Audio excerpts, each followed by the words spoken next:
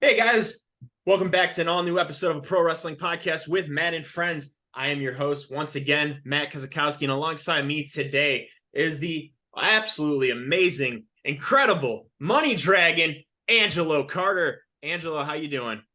I'm so excited. I'm so excited to be here. Thank you for having me. We have been talking about this for such a long time. It's been like 2 years that we've been talking about like getting on the Right. show and stuff. So like I'm excited to find we made it. We here. We We're here. finally made it. Exactly. And I'm so stoked for this because I remember 2 years ago when I posted on Twitter, you actually followed me and I followed you back and you were like, I'd love Yeah. to be on the show. And I've dealt with mental health issues myself, so it was very hard for me to continuously book and then cancel and book and cancel because some people Right. don't understand that, and it's very Right, it's of very course. heartbreaking. But I'm glad you understood. I'm glad that we're finally here. I'm very stoked to have you on. So excited. So let's get started, Angelo. Growing up, what was life like for Angelo Carter? Growing up, I was a Disney kid. So like Disney Channel, I was a theater kid, I'd rather. So like musical theater, singing, dancing, acting, like that was my thing. Never in a million years did I ever think that I would be a professional wrestler. Like if you asked like 8-year-old me, or if you told 8-year-old me, hey, when you're like 25, you're gonna be like, a really good wrestler who's like climbing the indies in 2023, and I would probably look at you and laugh. Like, what are you talking about? Wrestling, it's for boys. But like, it was, I want to say 2008 was that era that really like the PG era, like right after Yeah. like they went PG and stuff like that. That was the era that kind of snatched me up a little bit. And like, I remember what specifically made me a fan, what specifically had me like, oh, like I think I really like this, was the angle that they did leading into their WrestleMania 25 match where Triple H invaded Randy Orton's house. Yes. Oh my God. Like, I'll go back and watch that segment just to be like, wow, like I remember sitting in my basement in my house watching this segment and thinking that that was the coolest. Can I cuss? Yeah.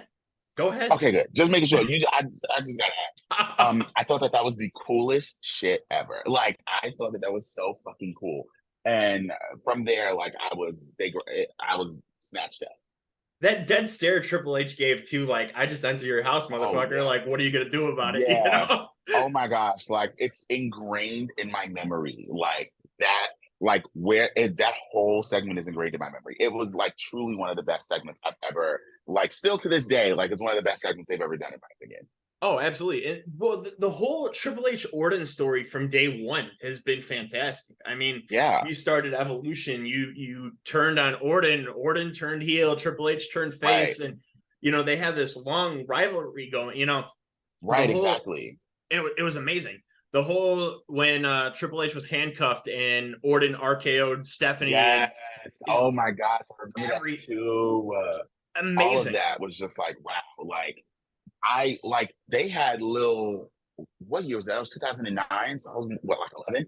They had little 11-year-old me like, you better whip that at. Like I was upset. I was like, how could you RKO a girl? You can't do that. And this is obviously way before I knew about indie wrestling and Yep. way before, you know what I'm saying? Like way after like they were doing intergender stuff in WWE. So I was like really like, what? Nah, Yep. Triple H, you gotta go whoop Randy Orton's ass. Da, da, da, da. Like, and I just that was what a segment that was. Oh, everything that they did was magic. I Yeah, still to this day I'm a big Randy Orton fan. So yeah, to agreed. this day, like I wrestling figure collect, like that's one of my biggest things. Hmm. And I do this thing where I only could buy one figure of each wrestler. Like I'm not Okay, made of money, right? So I can't buy right. every Randy Orton figure out there. I can't buy every Triple H figure. So I buy one of each. If it's a wrestler that was in WWE, I buy their elite figure. If they go over to AEW, I won't buy their AEW figure. I will still wait to find their WWE elite or vice versa. Mm, So like okay. MJF's talking about how he's going to WWE next year. I had to Hmm. buy his AEW figure. I won't be buying his elite figure if they ever come out with one. But they made a Randy Orton figure. I have one ready. They made one when he first won the world title, the very Oh, first time. wow. And I was like, shit, I need that because that is my favorite title victory of all time. Yeah. I watched that on replay. We're not going to talk about who he wrestled that match because sometimes it's a sensitive subject to some people. Yeah. But I mean, absolutely incredible. And it's the orange tights, and he comes with the title, and I'm like, I need that figure. Like, Yeah. there's nothing about it, man. There's something about it that I'm like, shit, I got screwed there. I needed that. But man, that whole Orton Triple H feud, I loved it. I mean, I Mhm. became a fan of wrestling probably about the same age you did, but Yeah. my 11, 12 age was 2003. So, Okay. I started watching it a little bit earlier, but I remember that scene that you talked about, Triple H breaking Yeah. into the house like it was yesterday. It's one of the biggest Yeah. recaps that they show. They do those Monday Night Raw specials, and they Right. show that scene sometimes, and I'm like, Yeah. I remember that. It's such a nostalgia thing. Like again, like when they play it, I'm just like, oh my god! Like I literally can tell you exactly where I was sitting when I was watching this. It's so wild. Oh, absolutely. So we kind of just talked about the next question is the moment you kind of started getting into pro wrestling was that Yeah. time. So who were some of your favorites when you started watching it?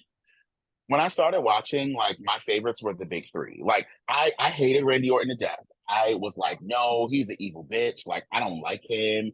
I don't like Legacy. And like Yep. obviously being an 11-year-old fan, right? Like in 2023, I think Randy Orton and like we can of course go into this later. Me as a professional wrestler in 2023, I think Randy Orton is severely underrated.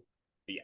Like as a professional wrestler now, like as somebody who is like learning and like, I'm 3 years in now, like I watch Randy for a lot of that. We'll go into that later. Anyway, Yep. No, my that definitely. my big three, the big three, I love the John Cena.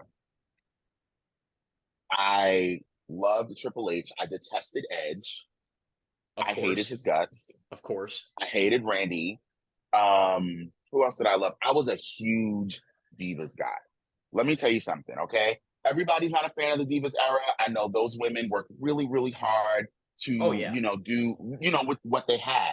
And Kelly, all of those I love women, Kelly. Maurice, the Bella twin, like all of those women in some form or shape shaped who I am right now. Like I'm so serious by that. Like the Divas really like it just kind of opened my eyes to like wrestling is more than just a bunch of 6'4" guys beating the shit out of each other. Yeah. And like that really started to open my eyes. Like those women raised me, okay? Mothers. That's all I Absolutely. have to say. Who was your favorite out of the divas? Oh, it's competition between Kelly and Maurice. Like Maurice, loved her. I thought her DDT was like vicious every time. Like Well, loved yeah, you can't Maurice. go wrong with the hair flip back, and Right. then And like I do it now, like so I do the hair flip now, and I'm just like, oh my god, like I'm Maurice now. Like, let's get it, girl. Let's tag team on the indies. But Oh, absolutely. yeah, Maurice and Kelly, like those two women, like 100%. Like I just love Kelly's infectious energy. She always was smiling. She always looked like she loved she loved to be there. Oh yeah. So those two women. Oh, absolutely. And it's funny that you mentioned that because the Divas era was underrated, 100%. Yeah. My favorite female wrestler of all time is from the Divas era. So Oh wow. I loved Layla. Layla was my Yeah. favorite. Oh, I love Layla too. Oh my She god. just followed me on Twitter the other day, and my heart dropped. Like I was like, "Holy shit! We got to get Layla on the show. This is the greatest moment of my life." We got to get Layla on the show for you. Oh, I That would would be love so to. cool. I would love to because I'll be totally honest. I loved Lay Cool. Lay Cool was amazing. Michelle and Layla Yeah. together. But there was something special about Layla from day one when she came into the WWE from the Divas search and everything like that. I just felt connected to her. Like there was something like gorgeous, absolutely gorgeous, stunning. Like, but she did stuff different. She felt different in that ring. And when she did the whole split with Michelle and she beat Michelle in Michelle's retirement match and everything like that, like it was all special to me. So it took a while for Layla to actually notice my posts and stuff because I would tag her and stuff like that. And she actually just followed me, and I was like, holy crap, like, That's is so this cool. legit? So I actually Yeah. went to her page, and I was like, holy shit. Like, I messaged my mom, and I'm like, Ma, guess what just happened? She's not even a wrestling fan. So I was like, Ma, this is the coolest thing ever, you know? That was me when John Cena went on his like follow spree and during the pandemic. Yep. I think I had because I had been tweeting at John Cena for literally like maybe 2 years at that point. Like, Yep. sir, I'm gonna need you to follow me. So I had just did it because I noticed he was on a following spree, whatever. I will literally never forget this. I tweeted, sir, I need you to follow me. I put my phone down, picked it back up. John Cena was following me. And I probably like flew through the ceiling of my house. Oh, And me too. like, I was like, oh my God, like, regardless of what anybody has to say, oh, John, whoa, whatever, whatever. John Cena, to me, is the greatest, what is like, hands down, the greatest wrestler of all time.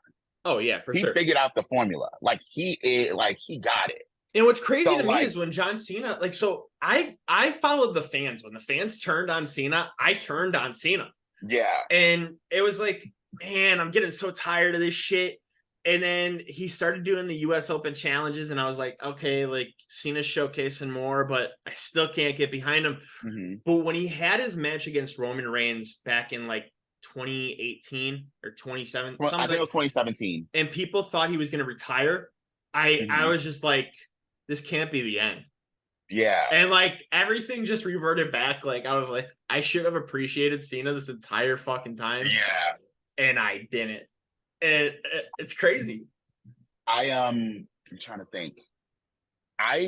Like when I was like a fan or whatever, like there's two people that no one could ever convince me to turn on, and that was John Cena and Roman Reigns. I didn't care. I wasn't turning on them. I wasn't booing them, nothing. Y'all could take that over there to your mama, because it was me and John Cena, and me and Roman Reigns was locked in. Yep.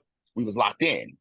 And I just will never forget like his 2016 run, like when they brought back the brand split, and like his SmackDown run with AJ Styles and him winning the championship for like what was it, like 2 weeks or whatever before he lost. Yeah, like a month before because he won it at the Rumble and then lost it at the Rumble Elimination and Chamber. then lost. Yes. That to me is one of my favorite eras of John, because it was like he really was like, all right, y'all is playing in my face, y'all throwing salt on my name, so I'm about to go in the ring with another one of the greatest to ever do it, AJ Styles, and we're gonna have a banger, and we're gonna have another banger, and we're gonna have another banger, and y'all can stay mad because now I'm the champion, and that's it. And like I felt like John Cena in that 2016 era was really talking his shit. He was really like, oh, yeah. I'm really like that. And now look. Yep. I'm really like that. So well, you had the face of WWE versus the face of TNA. Two of the biggest companies. Which is literally insane. Like, again, that's another like pinch me. I never was really into TNA like when I was younger. Like, I tell this story to people all the time, and this is totally not a diss on like Impact or anything like that. Yeah. But when I was when I was a kid, like watching wrestling, you know how you have like the Haagen-Dazs ice cream, but then you have the store branded ice cream, like the Great Value or whatever. I was like, okay, well, that's Great Value ice cream. I mean, that's how I felt when I was like 10, 11, not really realizing that, no, like this is a completely, different take. They had the 6-sided ring, which I just recently wrestled in a 6-sided ring. And I'm like, damn, if I was watching TNA when I was 10, 11 years old, I would have knew how to, and it's not really that big of a difference, but it wouldn't have been such a culture shock for me. Yeah. So, like now going back and watching old, like Impact TNA, and old TNA stuff, I'm like, it's nice to really get an appreciation now, and especially as a professional wrestler now, to get an appreciation for what those guys were doing, 20 years ago when I was just starting to watch.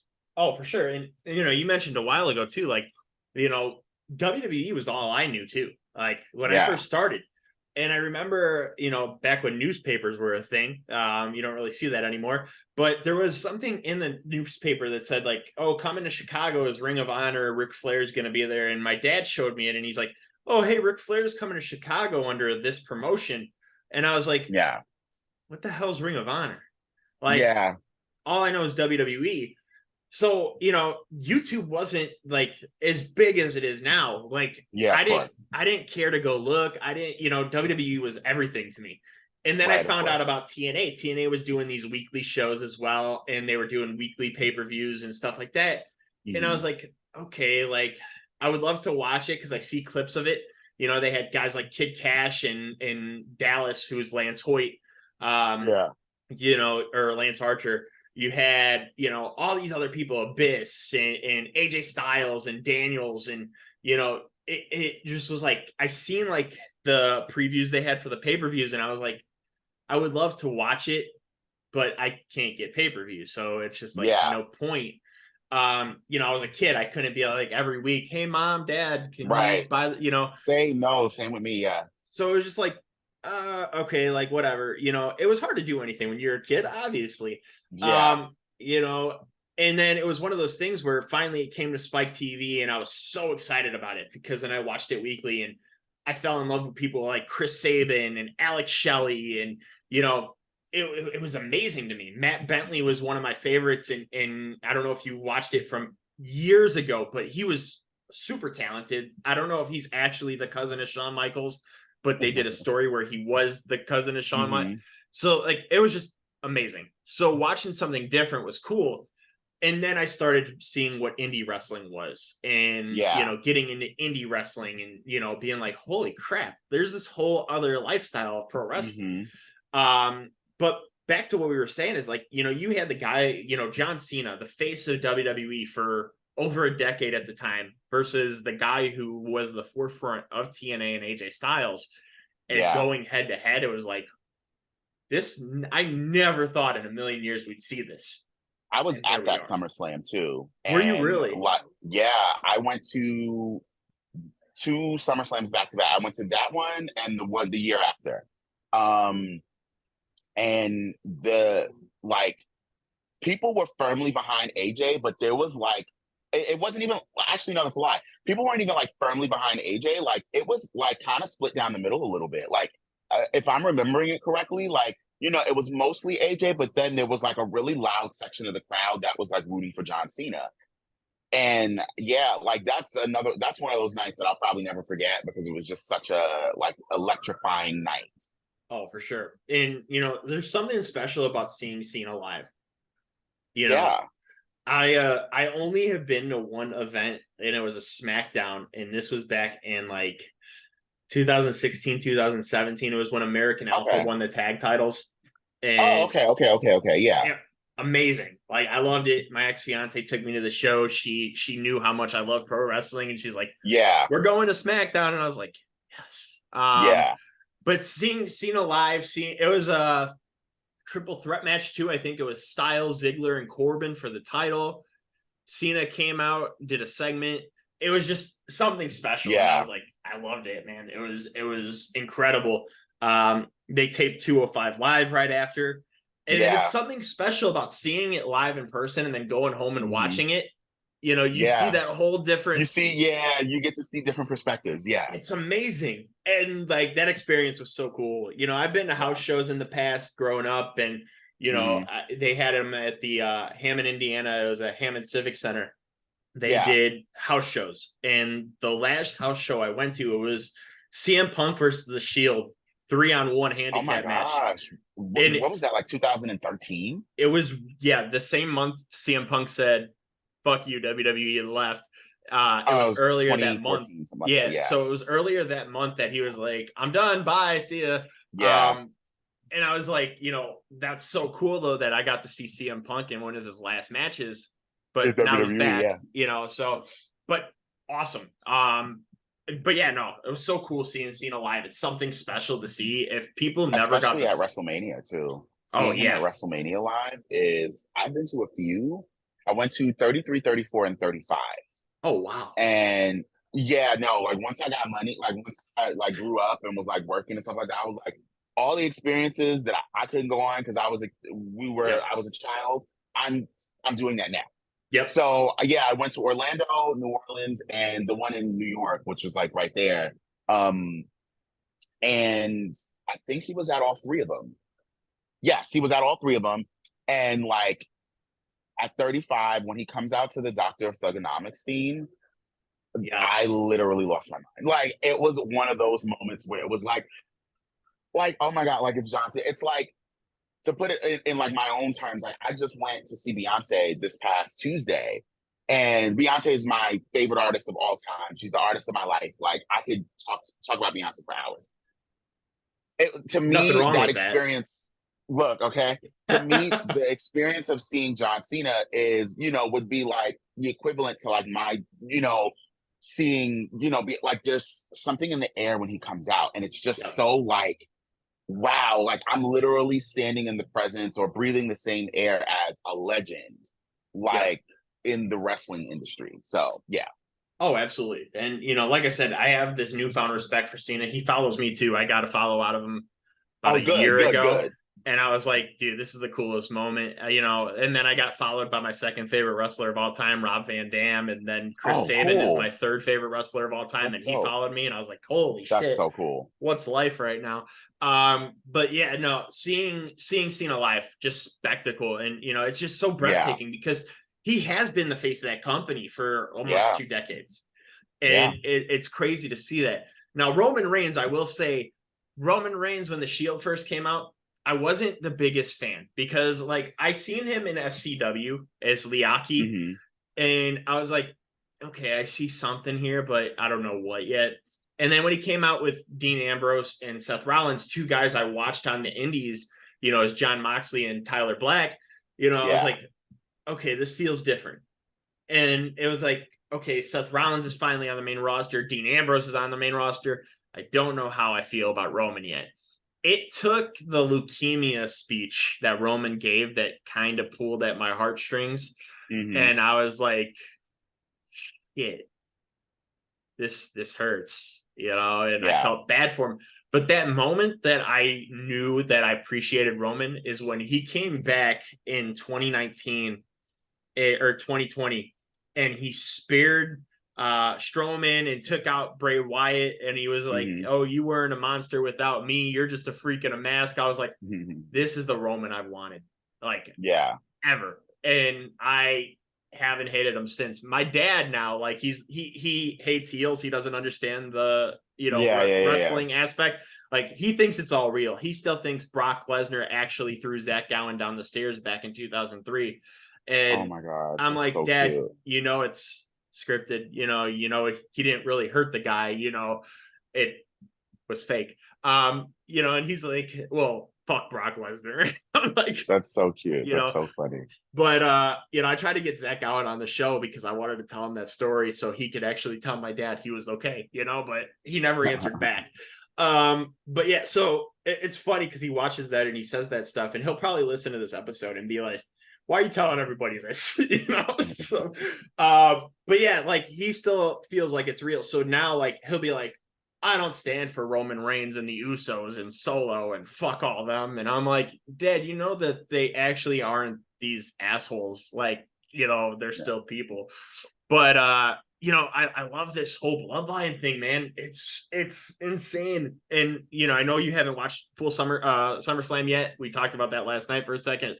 Yeah. But man, that ending tugged on my heartstrings. I wish you watched it because Yeah, shit. I saw like certain parts of the ending, and I had only watched the women's match because where I was, I had spotty connection. Yeah. But yeah, I mean, the way this is masterful storytelling, like in my opinion, just Insane. there's little nuances in the story. Like there a couple weeks ago when they like made the match official between Roman and Jay, I had watched the clip on Twitter, and I remember watching when they first had their match 3 years Yep. ago during the Thunderdome era, and there was almost like a clarity to Jay, like a confidence that he Yep. was walking with, where it was just like, I know what I got to do now, and like to compare that to the almost I can't, what's the word that I'm looking for? To compare that to like I'm not insecure because I don't want to say he was insecure, but the naivety. And to compare that to the naivety that he had in 2020, when he was just like, oh yeah, this is just my cousin. Like, you know, we about to fight for the championship, and like I'm about to give him my best because, you know, he's underestimating me a little bit, but it's cool because like, you know, there's a naivety that was there in 2020 that wasn't the versus the clarity and the confidence that was here in 2023. I just think masterful storytelling by everybody like involved. Oh, absolutely. Masterful. And it's crazy to me that, you know, after the pay-per-view, Paul Heyman stated that they're only in the third inning of the story. And it's crazy to me to think that this story is going to continue. Like, Yeah. you know, you would think that, okay, this story's over. And it's just like, shit, third inning. Like, you think of baseball, you got 6 more innings to go. This is storytelling at its finest. You know, I think this is the best story in pro wrestling of all time. You know, and anybody that disagrees, I think they aren't really focused on paying attention to this, because this is storytelling at its finest. But yeah, no, Roman was somebody that I did not get behind, and I think it was one of those things that the fans kind of like made me like, I hate the guy, you know, I can't stand him. But I respected him as a person because I seen the stuff he was doing outside of wrestling. You know, it was just, I wasn't a fan of his in-ring skills. Yeah. You know, and I think he's really come into his own in this heel persona, and really breaking through and showing the world, like, I was picked to be in this spot, and I'm showing you that I deserve this spot.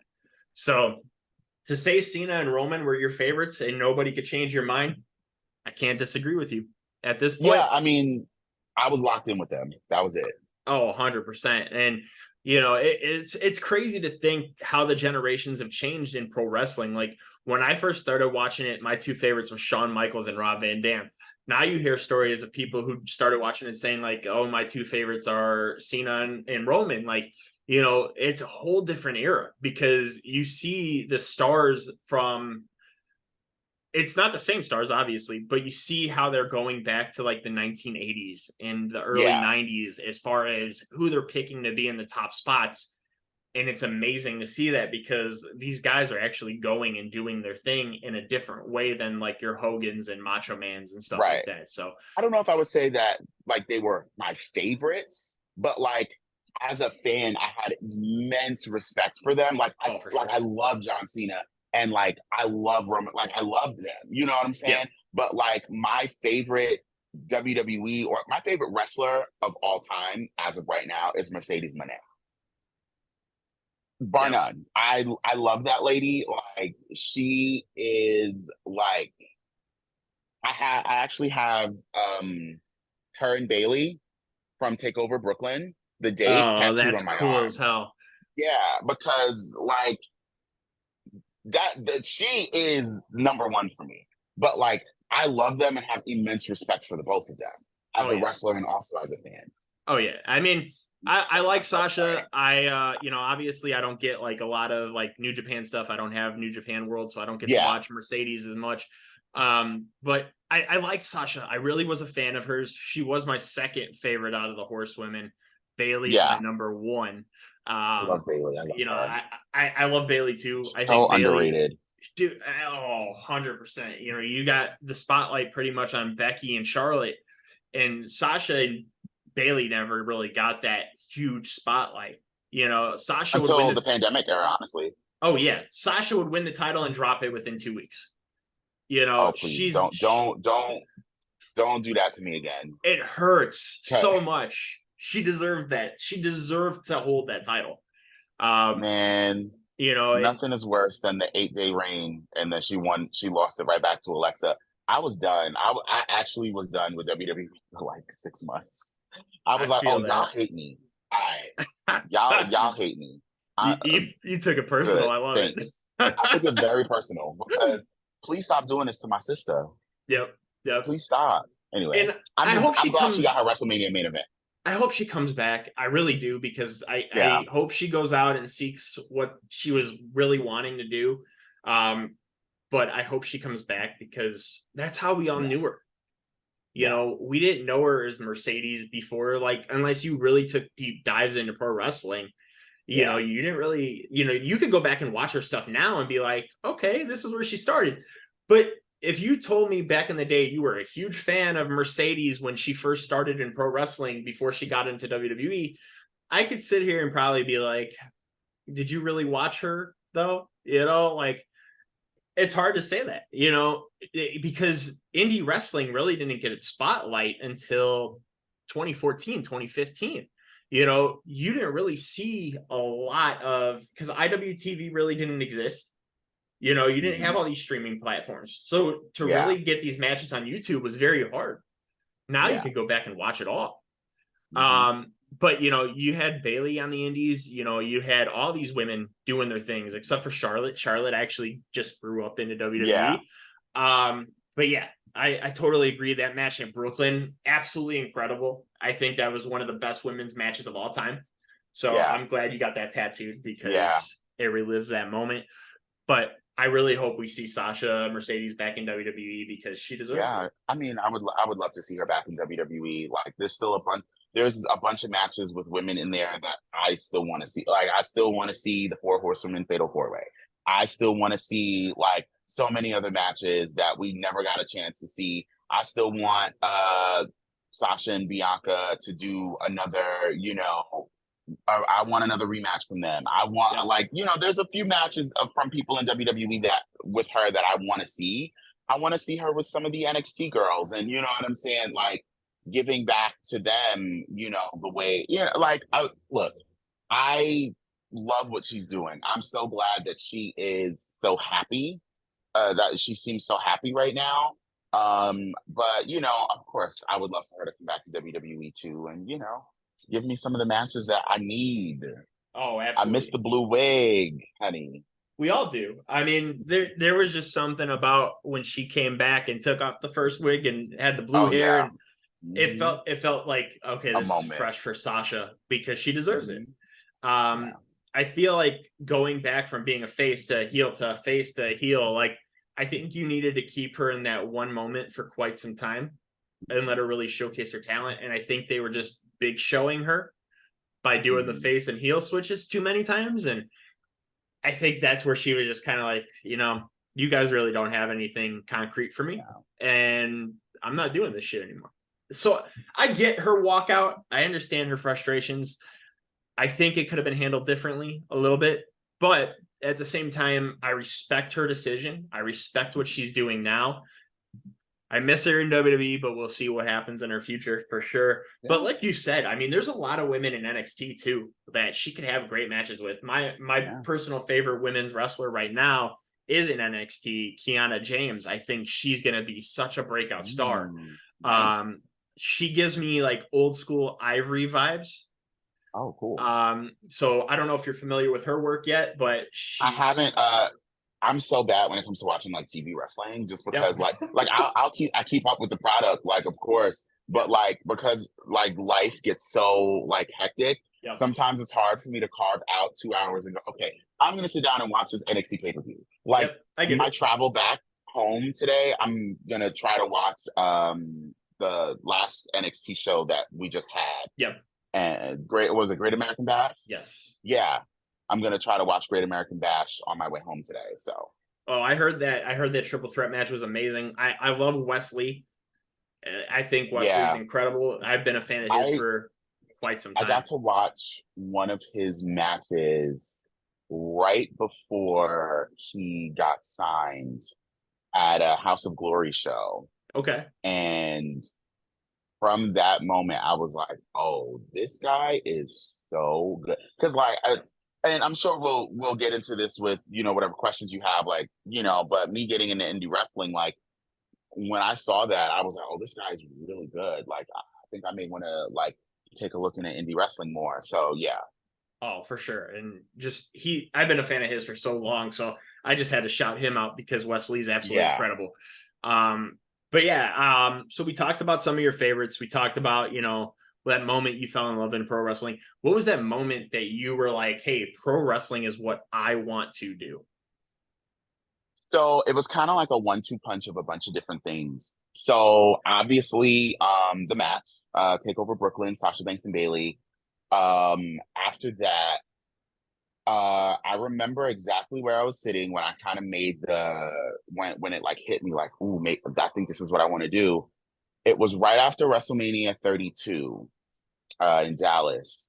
And I was sitting in my living room and I was watching the pay-per-view and afterward they would do like the WWE 24 specials on the Yeah. WrestleMania the year before. Yes. And I was watching the 24 special on WrestleMania 31.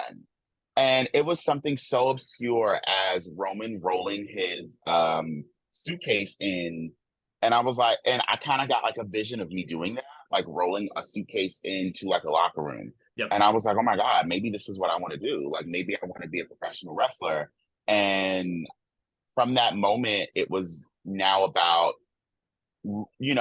looking it up and what does it entail and stuff like that. And I think that was like, it's so obscure. It's such an obscure moment, but like it was an amalgamation of a bunch of different things happening and me watching a bunch of different matches and me, experiencing this as like a fan, Yeah.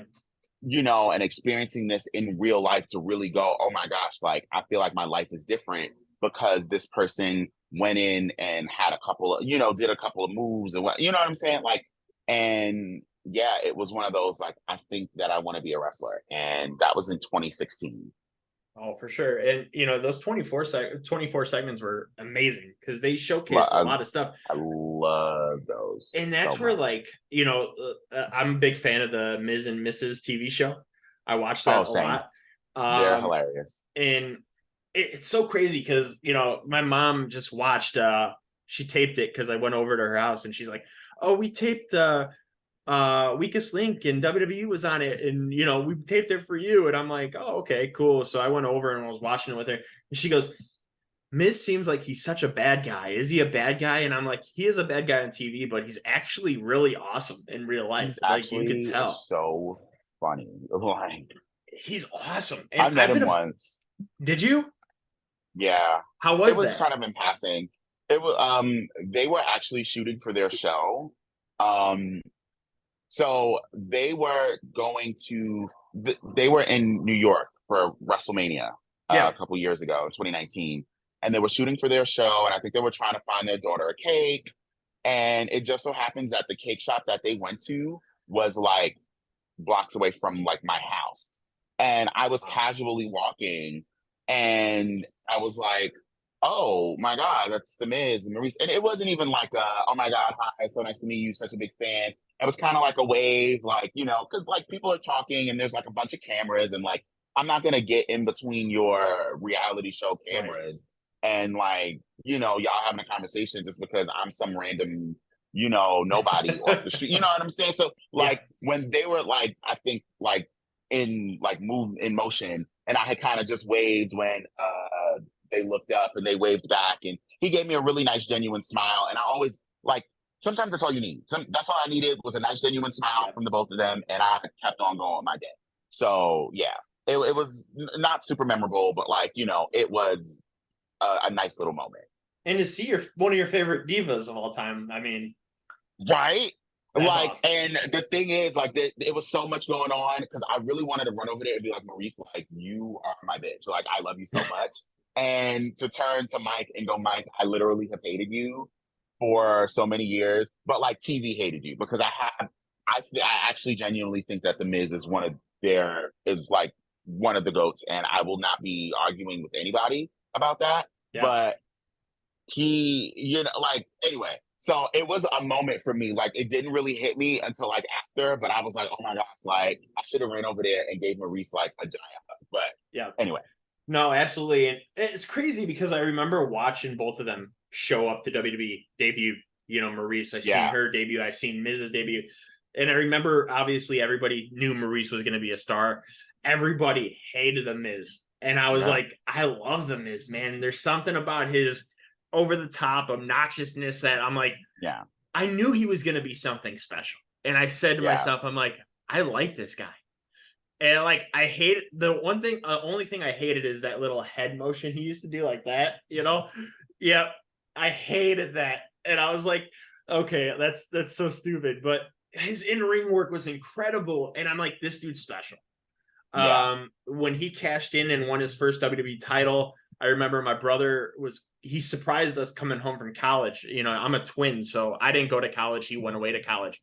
And I'm sitting there watching wrestling, and it was Orton versus Barrett for the title, or maybe it wasn't for the title. Maybe it was just one-on-one. I don't remember that part. But Orton got hurt, and when Miz's music hit, I was like, hell yeah. My brother walked in the door at the same time, and I was like, That's which so one is more cool. surprising to me? Like, Right. you know, and Miz cashed so in, and I funny. was so stoked, man. I was Yeah. pumped, you know, and I loved it. I loved it because Miz deserved that moment. And, you know, win or lose, Miz can put on a hell of a match. He can make anybody look good. He can do things that he's never, like, he just started doing springboards. Like, Yeah. what the hell? And he just evolves. He And said, "Oh, y'all be playing around like I don't do nothing. I'm gonna show you yep, now that I can actually do everything that your faves can do, plus the things that I can do. yep. Stop playing on my top. Stop playing in my face." Oh, absolutely. And he's always been one of my favorites. Heel, face, whatever. I don't So care. good. I've So loved good. the Miz since So day good. one. Since So day good. one. But yeah, Mike, if you listening to this, we love you, okay? I'm definitely gonna actually probably do a little clip of this because, dude, the Miz, one of Yeah, my all-time favorites. he is one, Incredible. like I said, he is one of the GOATs. And if anybody who watches later want to argue with me about that, no, you can't argue with me. I said what I said, and Nobody I'm can not take that changing it. away. I'm not Nobody can taking it take back. that away. The first two-time Grand Slam champion, dude, incredible. I popped so hard when he took that title from Drew. I was so bummed when he lost to Lashley because that match was so quick, right? That Yeah. match was like a minute or two, and I was like, are you serious? Because we know the Miz could actually go. And Yeah. then when they fought for the United States title, what was it? End of last year, earlier this year? I don't remember the time. But Yeah. when they fought for the United States title and the Miz was going with Bobby Lashley putting matches, I'm like, you could have gave us this for the WWE title. Yeah. It could have been something special. You guys just took it away from us. But Miz, oh man, Miz, if you're watching this, like Angelo said, we absolutely love you. You're incredible. Thank you for everything you've done. But yeah, absolutely awesome. And that's where, like, when I seen that move that you did, the snap DDT, I was like, Miz, right there, Miz. I love it. I've perfected it. So yeah, like in later matches now, I've added like the Listo kick as like, I love Johnny Gargano. Like yep. he's also another person that has been like super inspirational to me. When I got to meet him, like it was like such a moment for me. And I added, yeah. So it's very much like a nice little sequence that I put together. And Johnny's an inspiration for a lot of people. I see so many people, writing about it. So many, and it's crazy the amount of aspiration and love that Johnny gets because he literally is the heart and soul of NXT. He literally deserves the bigger spotlight moments because he's so damn good. So damn good. And really when they brought Ciampa to the main roster, I was kind of bummed because they started they started making him look weaker than what he was in NXT. And I was like, okay, this isn't Ciampa, and now he comes back to No One Will Survive. And I'm like, holy shit, this is the Ciampa I wanted. I had watched that and I like literally lost my mind when. Oh yeah. I still the only Raw that I have saved on my Hulu because I deleted every single one is the one where Gargano returned because I still get the biggest pop from that. And it was just such a, because I remember the commercial that they did. It was like, it wasn't a commercial, but they started showing like this week of WWE on Instagram and they started showing photos. And then they come back and they do this camera view of the crowd. And all you hear is this Rebel Heart start playing. And I got chills, like literal chills. And I was like, holy shit. I hate that they changed his theme. Me too. The OG Rebel Heart is so iconic, and I hate they need to bring it back. They do, and they need to bring Gargano back first. I need to see Gargano back. I know he's in. I heard he was like a shoulder injury or something like that. I don't know what they're I doing have not really been keeping up. because I know they're building, and I think what they're building towards, and I would love to see this, is Shinsuke and Bronson partnership, because I think their time in New Japan together, like separate, I think can kind of bring them together as something very like a force to be, dealt with. Like I feel like they could be a force to be reckoned with together, Shinsuke and Bronson. And I think what they're building to is, because you got two guys going against Champa, I think they're gonna build to that's where DIY The DIY returns. reunion. Yeah. I see it happening, but I think a lot of fans too aren't patient with things. You see a lot of people on social media bitching about things like, we need Gargano now. Like, people buried Karrion Kross. I'm a big fan of Karrion Kross. I think he's great. When he came back, that's the only SmackDown that I got saved, is the one where Karrion Kross came back, because I'm a big fan of his. And I was pumped. I was like so stoked, because I didn't think when he first got to the main roster the first time that he was getting showcased in the way he deserved to. He's a monster. He's great. But when he came back, and he came back with the whole theme and the presentation that he had in NXT, I was pumped. And then they weren't really doing anything with him after the McIntyre feud. Now, because we were patient, they started building with him and Styles and making it a feud again, making something special of him. I think fans need to have that patience and see what's to come, because DIY is going to be back, and it's going to be something special. I can't wait. I'm excited. Yeah, agreed. But I mean, that's the way I look at it with a lot of wrestlers, like Apollo Crews. I'm a big Apollo Crews fan.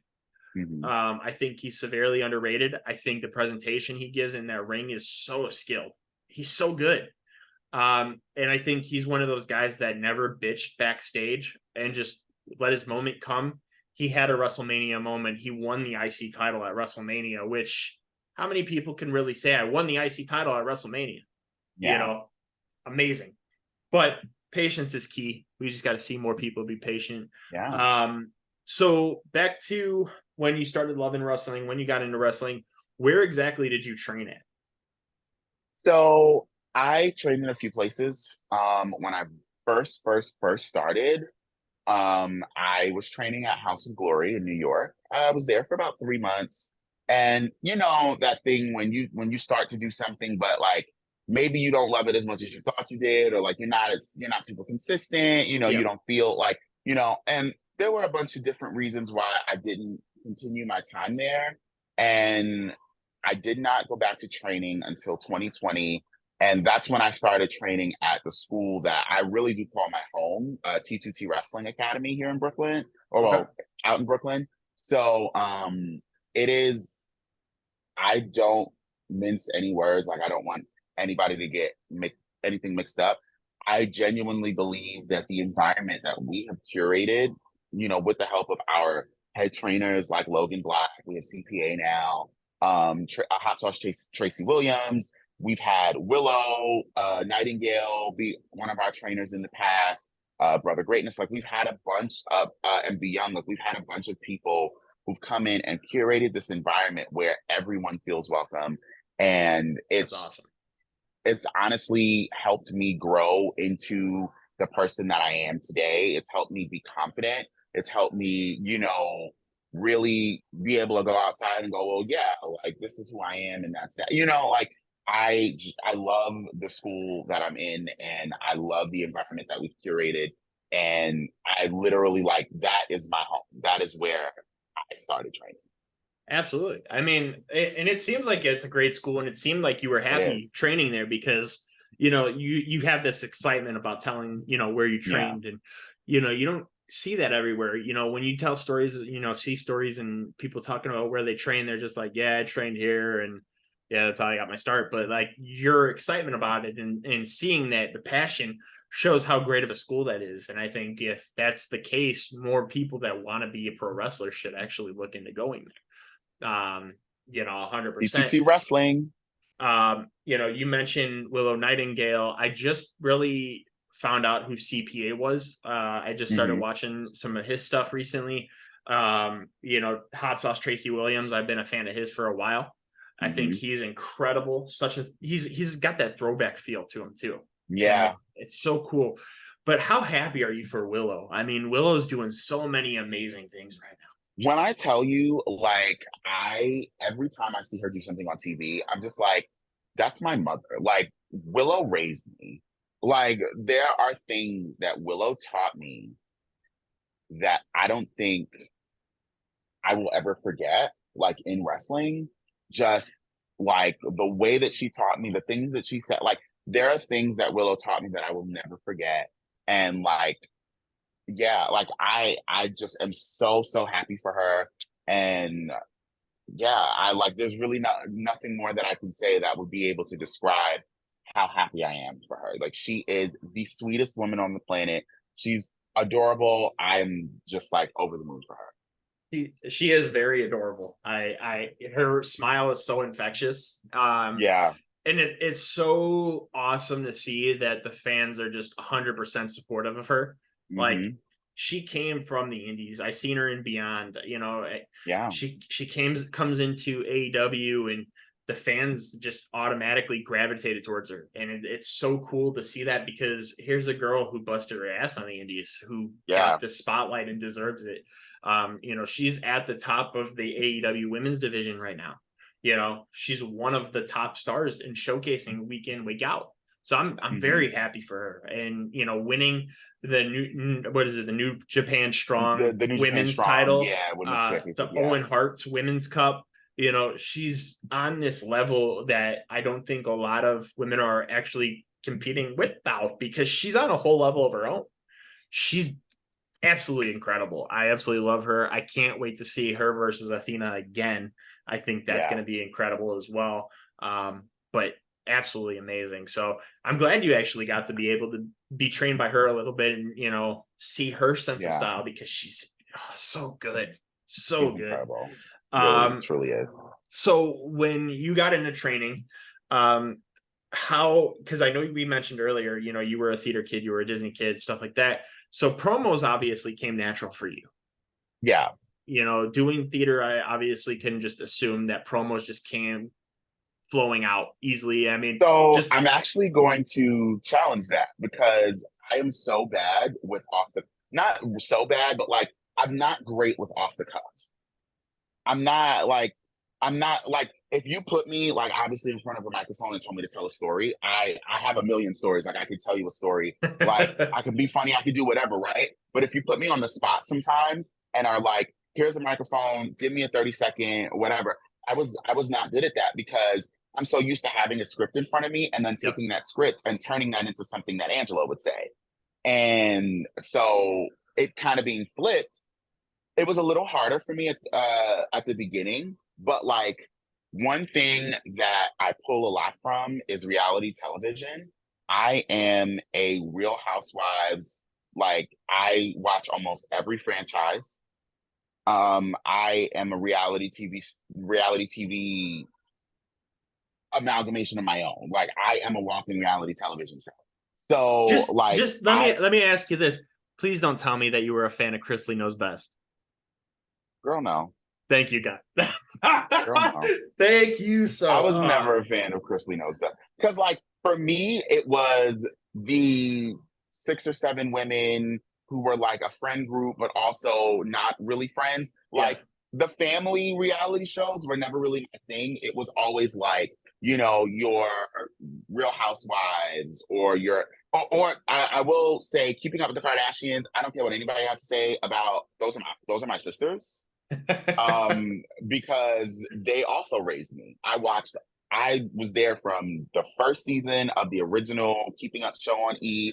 I watched every season of that, all the spinoffs.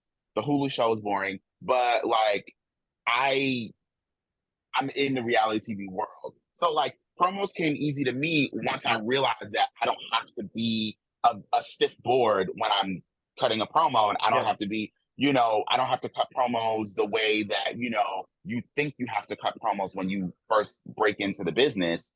I'm like, I'm literally going to pull from my favorite quotes from my favorite reality stars and mash them together. And there you go. Yep. I mean, hey, you can't beat something like that because you put your own twist on it. And it's something that people catch on these shows that are like, easily retweeted, requoted, stuff like that, that people are like, oh, this Right. line, holy shit, and you can use that in promos. Like, I remember back in the day, like, and I tell this story all the time. I'm not going to go too deep into it because I've told it so many times, but when I trained to be a pro wrestler, like I would cut promos in the mirror and be like, I always want to do a heel, like heel characters, like MVP and Mr. Kennedy are my two favorite heels of all time because they were the first two heels that I actually enjoyed. When I started watching 2003 until you've seen MVP and Mr. Kennedy debut, I hated heels. I was a big face guy, I was a kid, so fuck bad guys. Right, of course. But something special felt about MVP, something special felt about Mr. Kennedy. And I was like, this is what I would want to do. If I was a wrestler, I'd want to be a heel. So I remember I had the only toy belt that I ever had was the Intercontinental title from 2001 to whenever Cody Rhodes came out with the classic. I had that title belt, the toy one, and I would always flip it over my shoulder and I'd be standing in a mirror and cutting a promo. And I would always try to do it in like a Georgia accent. Like I would want to try to be from Atlanta, Georgia. And like my two influences were AJ Styles and, well, at the time it was Consequences Creed, but it's Xavier Woods. Xavier. Those were my two inspirations. And I was a big fan of Paul London too. So Paul London was in there as well. But like I would catch AJ Styles, because he's from Georgia.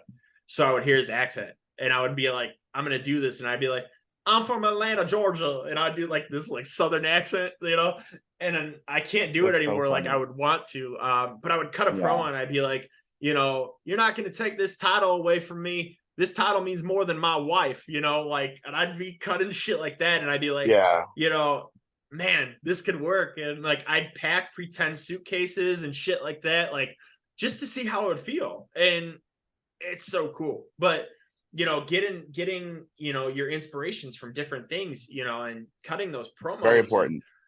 Very important. Absolutely. And, I tried to do theater and I tried to do the acting part. And I was like, man, I'd be so much better at the tip of my tongue, just shooting shit off than just reading it. And taking inspirations like AJ Styles or like you with, Desperate Housewives. And stuff, like if you give me bullet points, like I got you. Oh, for sure. Cut a promo on peanut butter. All right. I got, you know what I'm saying? Like, so at the very beginning, it was very hard for me. Like, not very hard. I don't want to like overblow it, but like it was harder for me to like go off the tongue because I didn't know where to pull from. Versus now, it's a lot easier because I had a memory bank of quotes from the Real Housewives of Atlanta or the Real Housewives of Beverly Hills, like in my brain. That's just that I could just pull from the jar at any time. Oh, absolutely. And it's crazy to see that because, you just mentioned a minute ago too, like, give me something about peanut butter and I could talk, and it's funny because I used to be a big time writer. Like, so I used to love writing and stuff like that. I still do it once in a while, not as much, but like if somebody, I would always do this thing where I would tell somebody like, hey, give me 3 different things. Like you could pick 3 different things in the world. And I could go off on a rant and tell you a story about all 3 of these things and how they combine them together. And like people would do that all the time. And I'd just come up with a story and I'd be ranting for 20 minutes and they'd be like, holy shit. Like, so I get where you're coming from on that because you could honestly, somebody gives you a bullet point, boom, done, So it's awesome to see that promo work. And it's awesome to see how people can go into their creative minds and come up with a great promo. Because that's one of the biggest things pro wrestling is talking. You have to be able to cut a promo if you want to make it anywhere in the business. And it's crazy. I mean, just having this conversation with you, I could feel that confidence in your voice and the confidence how you talk, like, great charisma. You could tell that you're passionate about what you do. So I could tell your promos are on point all the time. Thank you.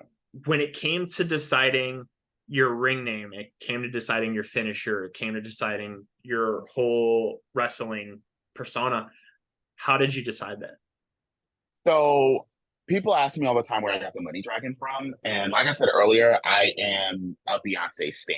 Like that woman taught me confidence and she is the artist of my life. I will always, always, always, always give Beyonce her flowers. There is a lyric in a song called Don't Hurt Yourself.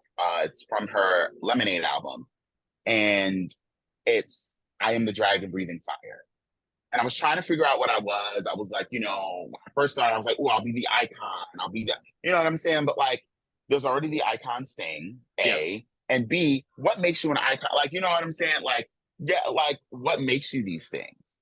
And I'm just like, I want to make my own rules. Like, I don't want to follow in the mold of, too many people, like not necessarily not following in someone's footsteps, but also I want to be my own person, but pull from wherever I can. And I remember listening to that song and hearing that lyric and going, that's it. Yep. Dragon, money dragon. And that's where I got that from. And yeah, I mean, Angelo, I just love the name. And also like it has like meaning as far as like my family and stuff like that. Yep. And I mean, I'll give you exactly one guess as to why Carter is my last name.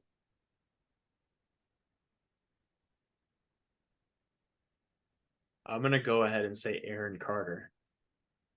No. So in 2008, Beyonce married a man named Sean Corey Carter, also known as Jay-Z. Okay. And that's where we got it. I love it. And when I tell people that, they're like, you're like, because then it's like a realization. They're like, that, oh my God, that makes so much sense. I'm like, duh. Like, I didn't put that much thought into it. It's not like the C is for, and the A is for, no, girl. Carter, I got Carter from Beyonce and Jay-Z. That's where I got it. I love it. That's it. Like, I love not too much thought. Was it an easy choice to just come up with Angelo Carter? Like, was that your just first choice and that was it? No, I went through a million names when I was like deciding what I wanted to be, even before I stepped foot in the ring. Like I had a million names. Some of them I don't remember. Some of them I will never be telling what they are until I'm getting paid to write a biography. So yeah, but like I had a million names and like I'm glad that Angelo Carter stuck, and it is the one that always felt and sounded the most natural. And I am, it's just that's the one. It's the one for me. Absolutely. I mean, I love hearing stories about how people pick their names out, when it comes to pro wrestling, because when I first started watching wrestling, I thought Shawn Michaels was Shawn Michaels until I found out his name was Michael Higginbottom, and I'm like, the fuck's a Higginbottom? Like, my last name. But then you have your guys like John Cena, and that's his name, or Randy Orton, that's his name. You know what I'm saying? Like, you could think like Edge. Oh, is he like Cher? No, his name's Adam Copeland.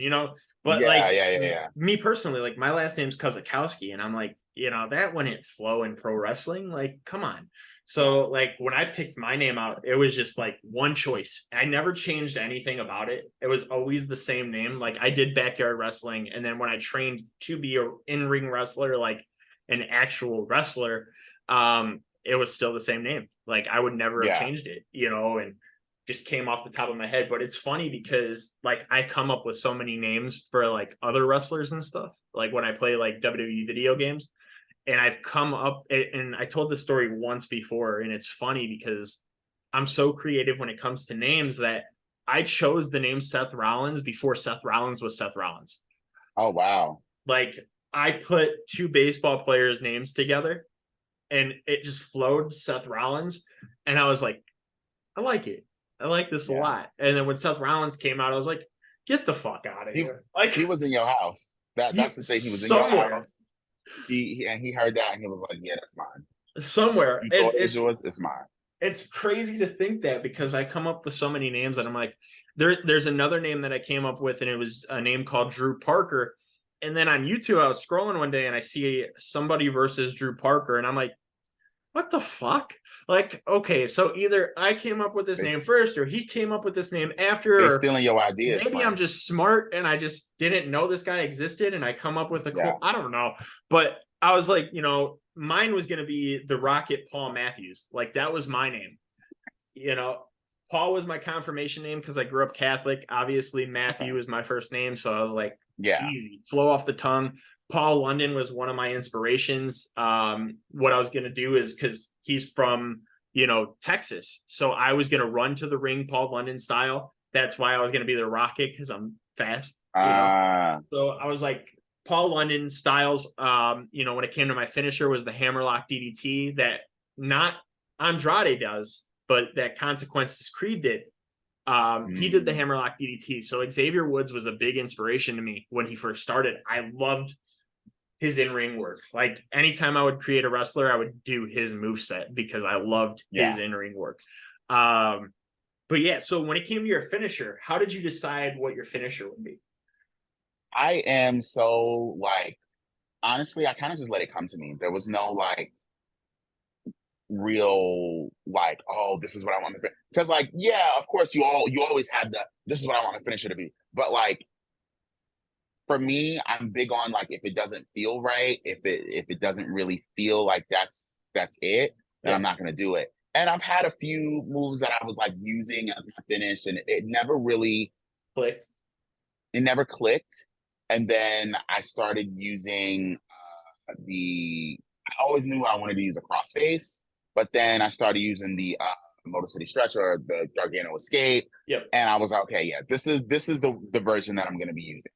And then I started doing like, some other moves in my matches. And I was just like, yeah, like, you always worry when you're at the very beginning, like, oh my gosh, like, what's my moveset going to be? And you're always like super nervous about it. And no, like my move, and you let it come to you, and being 3 years in, like, and having let it, slowly come to me and stuff like that, like I'm confident in my moveset now. Oh, for sure. And you could tell, I mean, and we're going to talk about it in just a few moments, is your match with Joseph Alexander, another guy who broke out around the same time you did. But I mean, so you've been wrestling for only 3 years. What was it like breaking into the business during the pandemic? So it was definitely very, I mean, I can't say that it was like super different from like maybe someone who broke in like before COVID even was like a thing. But I will say that it was interesting because like you'll go some places and like it's just like crowds felt like they weren't like super like big. Obviously they couldn't be super big because of COVID restrictions and stuff like that. But I can't say that there's anything super like different that I'm like going, oh yeah, like wrestling during COVID, like this was an issue, that was an issue. I just feel like breaking in period, was like such a nerve-wracking experience. Like, oh, for sure. Your first match is always the one where you're just like, oh my God, like I'm literally gonna die, like I'm gonna have a heart attack. And my very first match on the road, I found out about 18 hours prior. And I was in the locker room and I thought I was going to die. Like, I genuinely thought I was going to have a heart attack because I was so fucking nervous. Like, and, I just recently rewatched that match and it wasn't as bad as I thought it was, but also I was 6 months in. Like, you know what I'm saying? I'm obviously not going to have everything down, but I'm such a fucking perfectionist. It's ridiculous. But, it takes me forever to like a match. I'll watch a match at first and go, oh, I fucking hate it. And then months later, I'll watch it again, or like I'll keep watching. And I'll go, oh my God, this match was actually really good.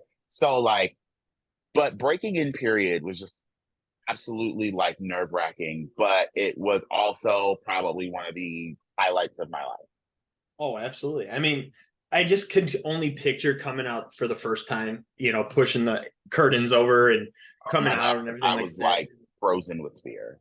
Oh yeah. But like also I'm the kind of person that when the lights come on, it's showtime. Like something clicks and I'm in it. Like I'm not like you can't tell me nothing. When especially now, like when I go out the curtain, the money dragon's here. Oh, absolutely. And you could tell that you try to perfect your craft and everything you're doing. Thank you. In watching your matches, I was recapping on some stuff earlier, watching some of your matches again, and I was watching the one that you had with Joseph Alexander, another guy, like I said, broke out around the same time you did, fantastic athlete doing his thing as well. Yeah. It was about a 20-minute match and it was incredible. One of the best Yeah. matches I've seen in a long time. Thank you. I think Thank you you. guys put on a hell of a match. There was one move you did in particular that I was like, holy shit, I've never seen that before. Awesome. Flowed very naturally. It wasn't no hesitation. You did a schoolboy roll through into a DDT. Yeah. Incredible. What came up with that idea? I know you mentioned earlier you were a big fan of the Listo kick or the Johnny kick, stuff like that. What made you decide, hey, I'm going to get up, hit him with a quick DDT? Like, how did you perfect that?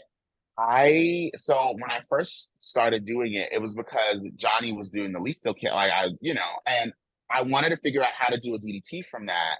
And honestly, I think as wrestlers, sometimes we make things so much more complicated than we need to, because it's just like, no, just put it together. Like, why are you trying to like dissect it when you don't even really need to do that?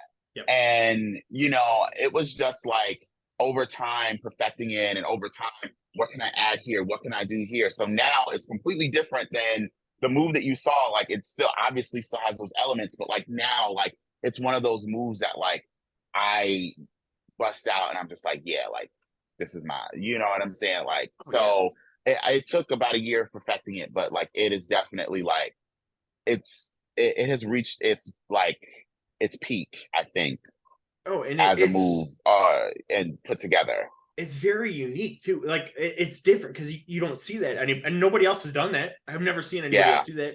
And it's so quick too. Like you don't hesitate on the DDT. You get up, snap, done. Like so, dude. The motion of that incredible. Like it absolutely. When I saw it, I was like, holy shit! Like that right there. If that move was in a video game, for sure I'd be using it thank you. because incredible. Like obviously you put two and two together. You got one move that Johnny does, the roll through, and then you got the snap DDT that you see like what the Miz does and stuff like that, and you put Yeah, them together. It's like I never would yeah. have thought of that. Holy shit! Yeah, now and I added the Listo kick before the DDT now, Yep, and I added some more things. Like I'm telling you, the move that it is now in this day that I do, it's like such an upgraded version of what I was doing, of what I even did in that match, which was yep, in June of last year. So incredible, incredible. And like I said, that match was just it was a showstopper. Like you thank would sit you. there, and I'm not just saying this because you're on the show. I watched it and I was like, this might be one of my favorite matches. Thank you. I It was appreciate that a really lot. solid. And it was just different. Like, you felt two guys who just started there. You could see, like, if I didn't know you guys just broke out into the business, I would have said you guys probably did this for 10 years because it Thank just you. flowed so naturally. Thank you. Um, you know, We like if I could just say that like the two of us really did break out at the same time, like around the same time. Like, you know, we have shared many a car rides together. Like Joseph Alexander is one of my best friends in wrestling, or best friends in life. And like that match was something that we had both wanted for a really long time. And when we finally got the opportunity to do it, I think that it was like, okay, like we really got to show out. And I got to be honest with you, I credit that match, like I credit that match with the match that helped me realize how powerful I am. yeah. And I will forever, forever, forever love that match. And I'm so glad that I finally was able to get the everything and put it out, on my YouTube channel so that people would be able to experience that match, because I'm deeply proud of that match. We Oh, both are, like, but I'm deeply proud of that match. oh, absolutely. And anybody listening to this, I will post a link in my Twitter later. But incredible match. Please watch it. You guys won't be disappointed. These guys did an incredible job. The chemistry you had together, I loved it. Now, when it comes to the difference between wrestling, female wrestlers and male wrestlers, what is the difference like when it comes into building that match?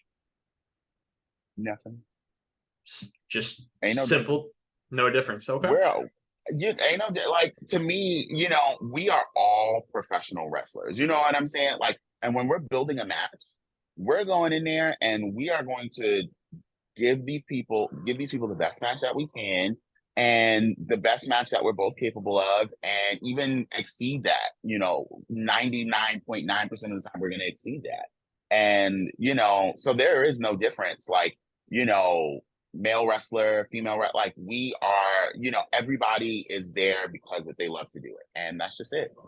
Oh, absolutely. And I've always wondered that because I watch these matches and I see, like if a male wrestler hits a power bomb on a female wrestler, does it the exact same way, and I'm like, I don't know if that hurt as much as it looked because it looks more Yeah, painful, but like you said, there, you guys are all professionals, you guys have a job to do when it comes we to are all wrestling. professionals. Yeah.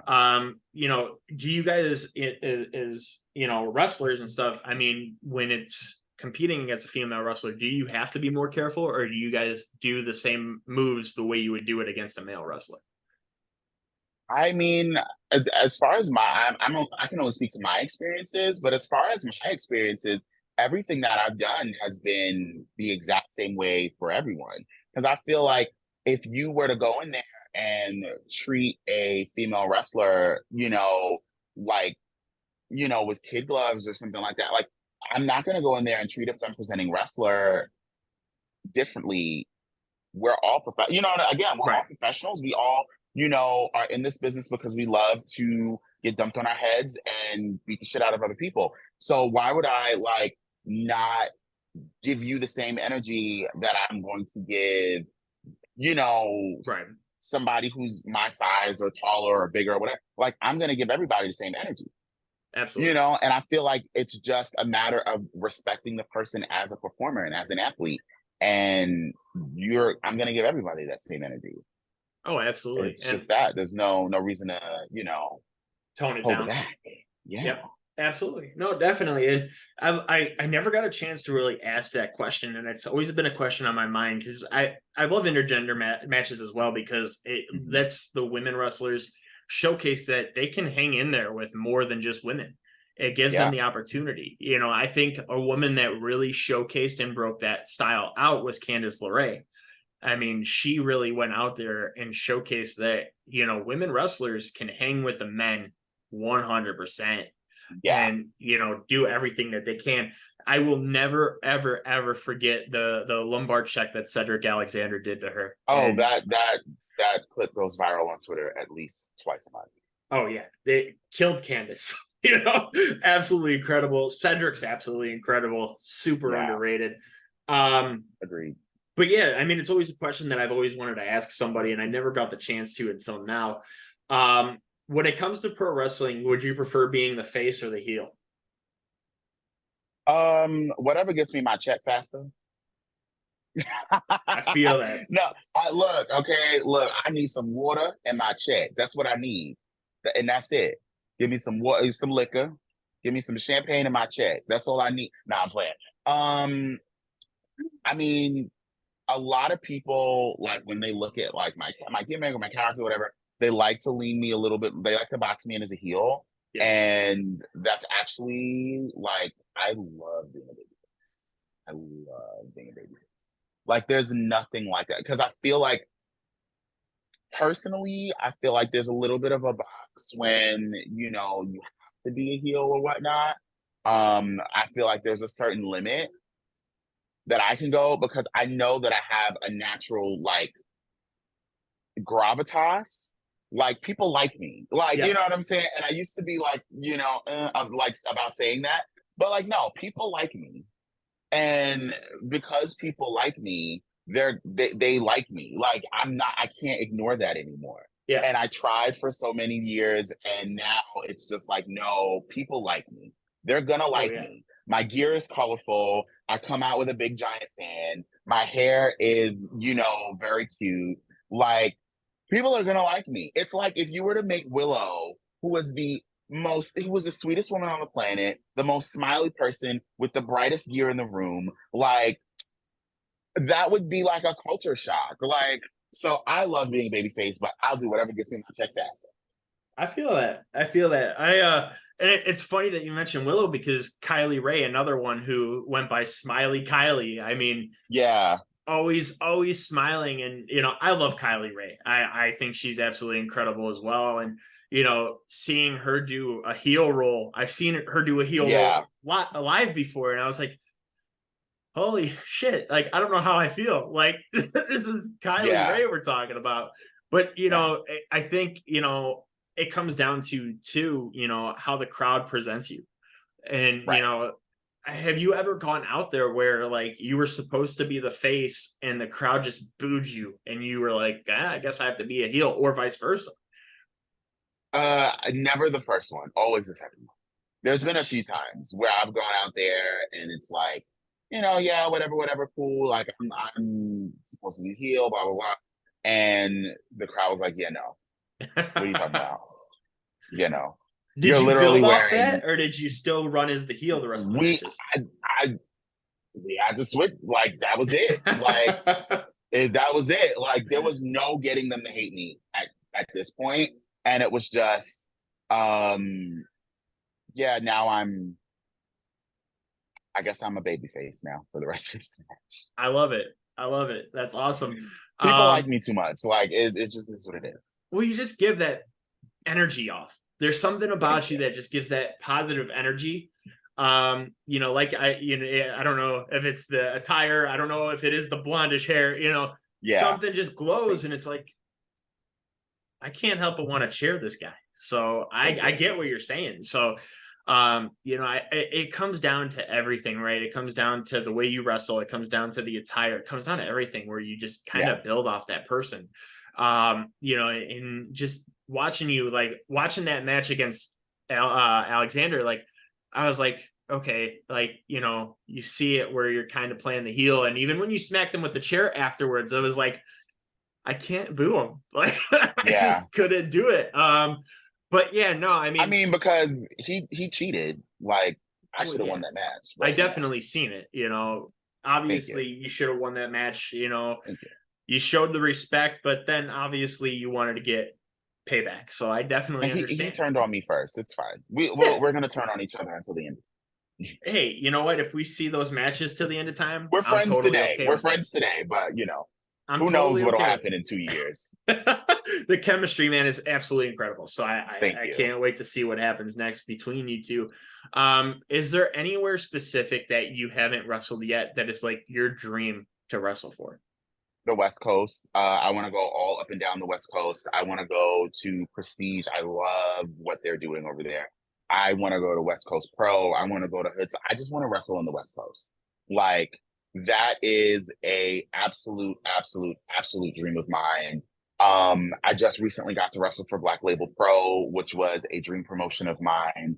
I'm 10 Um, minutes away from there. I wish I would have knew you were there because I would have yeah, definitely. I did the show that they did in Berlin two Oh, weeks ago. okay. So I live Yeah, by Crown Point where they usually are. yeah, where they usually run. Yeah. Yeah. Yeah, like I mean, I think that that is my dream. Like I want to go to the West Coast. I was supposed to go for WrestleMania weekend, ended up just taking a vacation for my own sanity.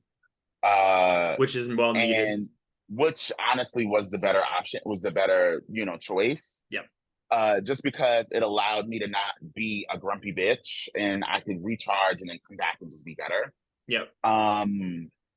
Yeah, I think that, the West Coast, that is my like number one goal for the next year. I want to get to the West Coast. I also want to go down south. PWG. Action is so, oh my God, PWG. Like there's so many places. Like I just want to go to the West Coast. I just want to go to the West Coast and like be there and wrestle. PWG, you found your star right here. Angelo Carter. Yeah. Get him. Hey, Battle of Los Angeles, I think you'd fit perfectly in that tournament. You got so many stars there. You deserve that spotlight. I honestly can't wait to see what happens for you in the future because you deserve the world. You like I said, you could tell, you've been in the wrestling business for only 3 years, but you could tell that there's more there that makes it feel like you've been in there so much longer. Thank you. You know, like you said, you're a perfectionist, you perfect your craft. Absolutely talented. I can't wait to see what the next 5, 10, 20 years look for you in pro wrestling. I wish you nothing but the best, Angelo. I mean that Thank you so sincerely. much. You're very welcome. Do you want to tell the fans where they could find you at on social media? Absolutely. I am Money Dragon TV everywhere. Money Dragon TV, Instagram, Facebook, Threads, whatever other damn, not Facebook, sorry, not Instagram, X, Twitter, whatever the fuck we're calling it now. We're gonna call it Twitter. Yeah, Instagram, Twitter, Threads, all them things is Money Dragon TV. As of right now, I'm just gonna let y'all know this is a bit of a disclaimer. My pages are I moonlight as a wrestler on my social media right now. My day job is a Beyonce stan. So, I thought this guy was a wrestler. Yeah, I'm a Beyonce stan first. Yep. So you're gonna see all of the pictures of Beyonce from the tour, and then you're gonna see where. No, I'm just playing. Like, but still, like, you know, I'm actually being so serious too. Like, you're gonna see a lot more Beyonce on my page than you ever have before. I'm sure in your life. So yeah, Money Dragon TV is where you can find me everywhere. What do I have coming up? I have Blitzkrieg Pro coming up in Brattleboro, Vermont on August 12th. Love Blitzkrieg. I also have, they're the best. I think Leary he's been so good to me, and like I couldn't like thank him enough. Also currently Blitzkrieg Pro Tag Team Champions with Jay George. Okay, 35mm Magic. We're trying to be the longest reigning tag team champions in Blitzkrieg Pro history. So anyway, I have that, and then I have a couple weeks after that, I have Blitzkrieg and Retro World Expo in Connecticut. So yeah, like we're working. We got some really big stuff coming up in September and October that I'm really excited to share with everyone when the time is right. I also have some other things that I'm doing outside of wrestling, some other ventures that I'm really excited to announce when that time is right. So look, we're building the empire. I mean, we're going to be the Kardashians times 20. I love it. Angelo, I think nothing but the best of you. I think you're a star, man. Thank you. I can't wait to see, like I said, what the future holds for you. I know you're going to be one of those wrestlers that gets signed by a major company in the future. Thank you. I appreciate that. Absolutely. Fans, if you love Beyonce, if you love pro wrestling, Angelo Carter is your. I mean, I'm literally both. Yeah, exactly. I am the Beyonce of pro wrestling, honey.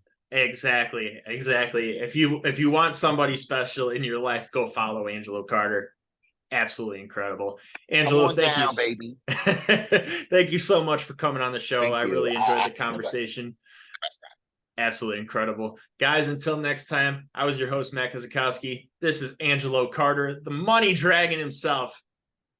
Till next time, guys. Thank you. Peace out.